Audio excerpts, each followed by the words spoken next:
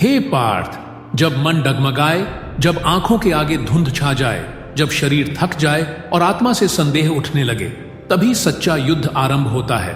पर याद रखो, जिस क्षण तू स्वयं से हार मान लेता है, उसी क्षण तू संसार से हारता है। हे पार्थ, तू वीर है, पर आज तेरी पीठ झुकी है, क्योंकि तू यह सोच बैठा है कि तू अकेला है।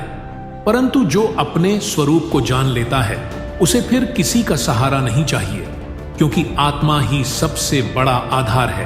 हे पार्थ, आत्मविश्वास बाहर नहीं मिलता, वह भीतर प्रकट होता है जब तू अपनी सच्चाई को स्वीकार करता है, अपने कर्म को अपनाता है और अपने भय को देखकर भी कदम आगे रखता है।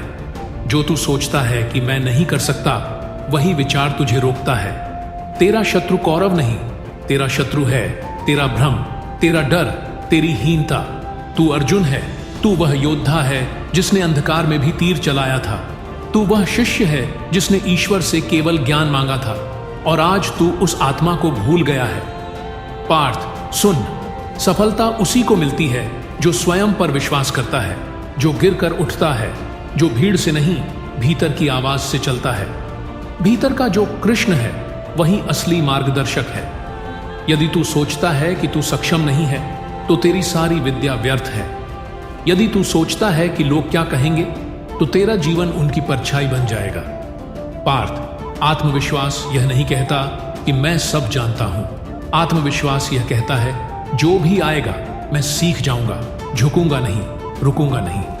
जब तू लक्ष्य की ओर बढ़ता है, हर कदम पर बाधाएं आएंगी, लेकिन जो हर बार उठता है वही विजयी होता है। सूर्य भी हर दिन उगता है, परंतु रात उसे पराजित नहीं कर सकती। तू भी उस सूर्य की तरह बन पार्थ। जिसे खुद पर विश्वास होता है, उसे दुनिया क्या कहती है वह नहीं सुनता। वह खुद की आवाज सुनता है और वही उसकी गीता बनती है। तेरे अंदर शक्ति है, उसे पहचान।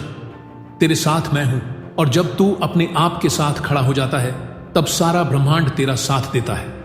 हे पार्थ, डर मत, दृढ़ बन, कर्मयोगी बन, जाग, उठ और उस आत्मा को पहचान जो न हारी है, न थकी है, न रुकी है।